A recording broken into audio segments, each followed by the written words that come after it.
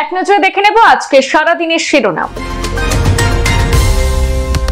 কাছাড়ের চন্দ্রনাথপুরে যাত্রীবাহী চলন্ত ট্রেনে অগ্নিকাণ্ড। সোমবার রাতে দিল্লি অভিমুখে যাওয়ার সময় চন্দ্রনাথপুরে দিল্লি শিলচর পূর্বোত্তর সম্পর্কান্তি এক্সপ্রেসে রহস্যজনক অগ্নিকাণ্ডে যাত্রীদের মধ্যে তীব্র হাহাকার বাধে। রেল কর্মীদের ঘণ্টা খানেকের যুদ্ধকালীন প্রচেষ্টায় আগুন নিয়ন্ত্রণে আসে। বেশ কিছু সময় বিঘ্নিত হয় পরিষেবা। ট্রেনটিতে বেশিরভাগ বরাকের যাত্রীরাই ছিলেন। তাদের গন্তব্য মূলত প্রয়াগরাজের মহাকুম্ভ ছিল বলে জানা গেছে। দক্ষিণ করিমগঞ্জে বৃহৎ আর্থিক কেলেঙ্কারির বিরুদ্ধে নিলামবাজার থানায় মামলা দায়ের করলেন বিধায়ক সিদ্দিক আহমদ। বিধায়ক সিদ্দিক আহমদের বিধায়ক উন্নয়ন তহবিলের টাকা সহ একাধিক তহবিলের টাকা তছরূপের অভিযোগ। 1.5 কোটি টাকা আত্মসাৎ করে পলাতক পিএনআরডির ইঞ্জিনিয়ার জাকির হোসেন। শেষ পর্যন্ত নিলামবাজার থানায় পিএনআরডির ইঞ্জিনিয়ার জাকির হোসেন এবং নিলামবাজারের প্রাক্তন চক্র আধিকারিক জনার্দন বাইপের উপর মামলা দায়ের করলেন দক্ষিণ করিমগঞ্জে বিধায়ক সিদ্দিক আহমদ। শ্রীভূমি জেলায় জারি করা হলো 163 ধারার নিষেধাজ্ঞা। মাধ্যমিক এবং উচ্চ মাধ্যমিক পরীক্ষা সুষ্ঠুভাবে সম্পন্ন করতে জেলা প্রশাসনের গুরুত্বপূর্ণ পদক্ষেপ।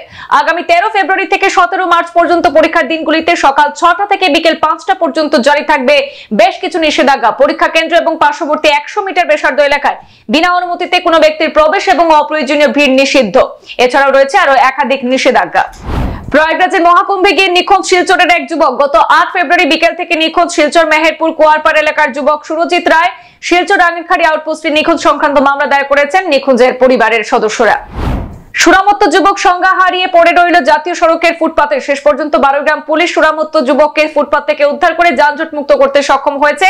ঘটনার জন্য করিমগঞ্জ আবগারি বিভাগের উদাসীনতাকে দায়ী করলেন স্থানীয়রা। আবগারি বিভাগের উদাসীনতার সুযোগে 12 গ্রাম সহ পুরো শ্রীভূমি জেলায় যত্রতত্র বিকোচ্ছে মদ। লাগামহীন অবৈধ সুরা ব্যবসা। খাবারের দোকানেও বিক্রি হচ্ছে সুরা। অবৈধ লাল পানির কারবার বন্ধ করতে কোনো তৎপরতা নেই আবগারি বিভাগের, অভিযোগ স্থানীয় জনতার।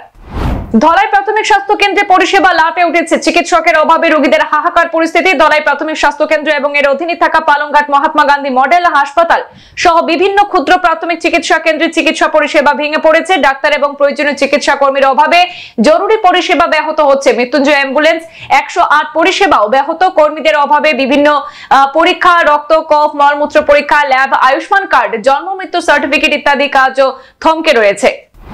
মেয়ের লাশ পেতে হলে 70,000 টাকা পাঠাও। দাক্ষিণাত্য থেকে জামাইয়ের হুমকি ফোন শ্বশুরবাড়িতে। প্রথমে মেয়েকে মারধরের ভিডিও এবং পরে কফিনের ছবি পাঠিয়ে জামাইয়ের হুমকি ভরা ফোনে মেয়ের জীবন সংশয়ের আশঙ্কায় উৎকণ্ঠায় পরিবার। সোশ্যাল মিডিয়ার পরিচয় থেকে প্রেম করে পালিয়ে বিয়ের 3 বছরের মাথায় নির্মম পরিণতির মুখে পড়েছে ধলাই সপ্তগ্রামের যুবতী। স্ত্রীকে নিয়ে বেঙ্গালুরুতে বসবাস করছে শ্রীভূমি তথা করিমগঞ্জের যুবক। আর সেখান থেকে মোবাইল ফোনে যৌতুকের জন্য নৈরাজ্য চালাচ্ছে শ্রীভূমি নিবিয়ার ভিতরগুলের বাসিন্দা জামাই। সরকারের সবকা সাথ সবকা বিকাশের উল্টো চিত্র কাছাড়ে উদারবন্দে। চাঁদা তুলে সড়ক নির্মাণে কাজ করতে হচ্ছে উদারবন্দ সমষ্টিতে। বিধায়ক মিহিরকান্তি সোম সহ জনপ্রতিনিধিদের বিরুদ্ধে ক্ষোভ ব্যক্ত করলেন গোসাইপুর গাঁও পঞ্চায়েতের জনগণ। আজ গ্রামের জনসাধারণ নিরুপায় হয়ে গ্রামের জনসাধারণের কাছ থেকে চাঁদা তুলে তারা নিজেরাই রাস্তাটি মেরামত করার কাজ চালিয়ে যাচ্ছেন। প্রায় 40 গাড়ি লাল মাটি ফেলে রাস্তা মেরামতের কাজ শুরু হয়েছে আজ। শ্রীভূমিতে খেল মহারণের দ্বিতীয় সংস্করণের সাঁতার প্রতিযোগিতার অনুষ্ঠানের সূচনা করলেন মন্ত্রী কৃষ্ণেন্দু পাল। সাঁতার প্রতিযোগিতায় শ্রীভূমি, কাছাড়, হাইলাকান্দি এবং ডিমা হাসাও জেলার মোট 86 জন প্রতিযোগী অংশগ্রহণ করেন। আজকে জোনাল পর্যায়ের প্রতিযোগিতায় উত্তীর্ণরা রাজ্য পর্যায়ে অংশগ্রহণ করবেন। বরাকের ঝুমুর বিনোদনী মহড়া পরিদর্শন করলেন কাছাড় জেলার অভিভাবক মন্ত্রী জয়ন্ত মল্ল বড়ুয়া। বরাকের চা শিল্পীদের সাথে বাদ্যি বাজিয়ে আনন্দ উপভোগ করতে দেখা গেল মন্ত্রী জয়ন্ত মল্ল বড়ুয়া এবং মন্ত্রী কৌশিক রায়কে। প্রতিযোগীদের বিভিন্ন চাহিদা এবং প্রয়োজনীয়তা খতিয়ে দেখেন মন্ত্রী। আগামী 24 ফেব্রুয়ারি গুয়াহাটিতে বৃহত্তম ঝুমুর নৃত্য অনুষ্ঠানে অংশগ্রহণ ঘিরে বরাকের 3 জেলায় জোর প্রস্তুতি চলছে। বীরেন সিং এর ইস্তফা মণিপুরে খুললো আলোচনার পথ। বীরেনের পদত্যাগের পরে একদিন কেটে গেল, পরবর্তী মুখ্যমন্ত্রী এখনো বেছে নেওয়া গেল না মণিপুরে মেইতি এবং কুকি উভয় পক্ষের গ্রহণযোগ্যতা রয়েছে এমন কোন মুখ বেছে নিতে চাইছেন মোদী সহ।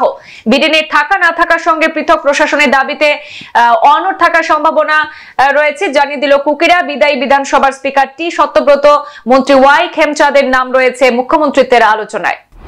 শ্রীভূমি জেলা বিজেপির কার্যালয়ে সমর্পিত দিবসে পণ্ডিত দীনদয়াল উপাধ্যায়কে শ্রদ্ধার সঙ্গে স্মরণ করলেন রাজ্যের মন্ত্রী কৃষ্ণেন্দু পাল সহ জেলা বিজেপির কার্যকর্তারা। শ্রীভূমি জেলা বিজেপি কার্যালয়ে উপস্থিত বিশিষ্টজনরা আজ পণ্ডিত দীনদয়াল উপাধ্যায়ের প্রতিকৃতিতে পুষ্পার্ঘ এবং মাল্যদান করে শ্রদ্ধা নিবেদন করেন। জেলা বিজেপির সভাপতি সঞ্জীব বণিকের পৌরোহিত্যে অনুষ্ঠিত এই সমর্পিত সভায় প্রাসঙ্গিক বক্তব্যে পণ্ডিত দীনদয়াল উপাধ্যায়ের জীবনী এবং ওনার কর্মজীবনের বিভিন্ন দিক উপস্থাপন করেন মন্ত্রী কৃষ্ণেন্দু পাল। একাধিক দাবিতে মন্ত্রী কৌশিক সকাশে পাঁচগ্রামে বিজেপি কর্মীরা পাঁচগ্রাম টাউনশিপে রাম মন্দিরে বিদ্যুৎ সংযোগ, পাঁচগ্রাম জিপি বৃহত্তর রাধারানী কলোনি, হঠাৎ কলোনি এবং ঠান্ডাপুরে দীর্ঘদিন ধরে সরকারি জমিতে বসবাসকারীদের পাট্টা প্রদান এবং পাঁচগ্রাম জাতীয় সড়কের সিঙ্কিং জোন থেকে গোচারা অবধি নদী ভাঙন প্রতিরোধের দাবিতে পৃথক পৃথক স্মারকপত্র তুলে দেন মন্ত্রীর হাতে পাঁচগ্রামের বিজেপি কর্মীরা। মন্ত্রী তাদের আশ্বাস দিয়েছেন শীঘ্রই তিনি তাদের দাবিগুলি পূরণ করবেন। পণ্ডিত দীনদয়াল উপাধ্যায়ের মৃত্যু দিবসকে আত্মসমর্পণ দিবস হিসেবে পালন করল সোনাই মণ্ডল বিজেপি। মঙ্গলবার সোনাই শহরের দলীয় কার্যালয়ে উপস্থিত হয়ে পণ্ডিত দীনদয়াল উপাধ্যায়ের প্রতিকৃতিতে পুষ্পার্ঘ্য অর্পণ করে শ্রদ্ধা জানান বিজেপি নেতা কর্মীরা। এ নিয়ে আয়োজিত অনুষ্ঠানে সোনাই মণ্ডল বিজেপির সভাপতি অশোক কুমার গোয়ালা পণ্ডিত দীনদয়াল উপাধ্যায়ের জীবনাদর্শ তুলে ধরে বক্তব্য রাখেন। ফের জওয়ানদের রক্তে ভাসল উপত্যকা। জম্মু রাখনুর সেক্টরে টহলদারির সময় আইইডি বিস্ফোরণে 2 সেনা জওয়ানের মৃত্যু হয়েছে বলে খবর। তাদের মধ্যে সেনার এক উচ্চপদস্থ অফিসারও ছিলেন। আহত হয়েছেন আরো একজন। ভারত পাকিস্তান সীমান্তবর্তী প্রকৃত নিয়ন্ত্রণ রেখা অর্থাৎ এলওসির কাছে টহল দিচ্ছিলেন সেনা জওয়ানরা। আর ঠিক সেই সময় বিস্ফোরণ ঘটে। জঙ্গিরাই আইইডি বিস্ফোরক পুঁতে রেখেছিল বলে মনে করা হচ্ছে। 13 মাসে হতো 300, ধৃত 1177 মাওবাদী। আগামী 14 মাস মাওবাদী দমন অভিযানের গতি আরো ধারালো হলো ছত্তিশগড়ে। নিরাপত্তা বাহিনীকে রাজ্য জুড়ে মাওবাদীদের বিরুদ্ধে অভিযানে পুরোপুরি স্বাধীনতা দিয়েছে সরকার। কেন্দ্রীয় স্বরাষ্ট্রমন্ত্রী অমিত শাহ আগেই বার্তা দিয়েছিলেন যে 2026 সালের মার্চের মধ্যে দেশকে মাওবাদী মুক্ত করা হবে। ফলে গত কয়েক মাস ধরে মাওবাদীদের বিরুদ্ধে বাহিনীর অভিযান আরো ধারালো হয়েছে। ইভিএম এর তথ্য মুছবেন না, কমিশনকে নির্দেশ দিল সুপ্রিম কোর্ট। যাচাই করার সুযোগ নিয়ে চাইল মত। এবার ইভিএম নিয়ে নির্বাচন কমিশনকে জোর ধাক্কা দিল দেশের শীর্ষ আদালত। যে সমস্ত ইভিএম এ লোকসভা সহ বিভিন্ন রাজ্যে বিধানসভা ভোট হয়েছে তার কোনো তথ্য মুছে না ফেলতে এবং নতুন তথ্য সংযোজিত না করতে কমিশনকে নির্দেশ দিয়েছেন প্রধান বিচারপতি সঞ্জীব খান্না এবং বিচারপতি দীপঙ্কর দত্তের ডিভিশন বেঞ্চ। সেই সঙ্গে ইভিএম এ কারচুপি করা যায় কিনা তা নিয়েও নির্বাচন কমিশনের কাছ থেকে হলফনামা তলব করা হয়েছে। আগামী 15 দিনের মধ্যে সেই হলফনামা জমা দিতে হবে নির্বাচন কমিশনকে। লাখ লাখ মানুষের জীবন বদলে দিতে পারে কৃত্রিম বুদ্ধিমত্তা তথা আর্টিফিশিয়াল ইন্টেলিজেন্স এআই। প্যারিসে এআই সম্মেলনে গিয়ে এই কথাই জানালেন প্রধানমন্ত্রী নরেন্দ্র মোদী। দুদিনের ফ্রান্স সফরে আজ এআই সম্মেলনে যোগ দিয়ে কৃত্রিম বুদ্ধিমত্তার ভালো এবং খারাপ দুটি দিকই তুলে ধরতে গিয়ে মোদী জানান যে স্বাস্থ্য, শিক্ষা, কৃষি, বিজ্ঞান ক্ষেত্রে এর ব্যবহার করা যেতে পারে, তবে সাইবার সুরক্ষা নিয়ে সাবধান করেছেন মোদী। এছাড়াও মোদী জানিয়েছেন এই কৃত্রিম বুদ্ধিমত্তার কারণে চাকরি হারাতে পারেন মানুষ, তবে তার আশ্বাস যে নতুন ধরনের চাকরিও তৈরি হবে।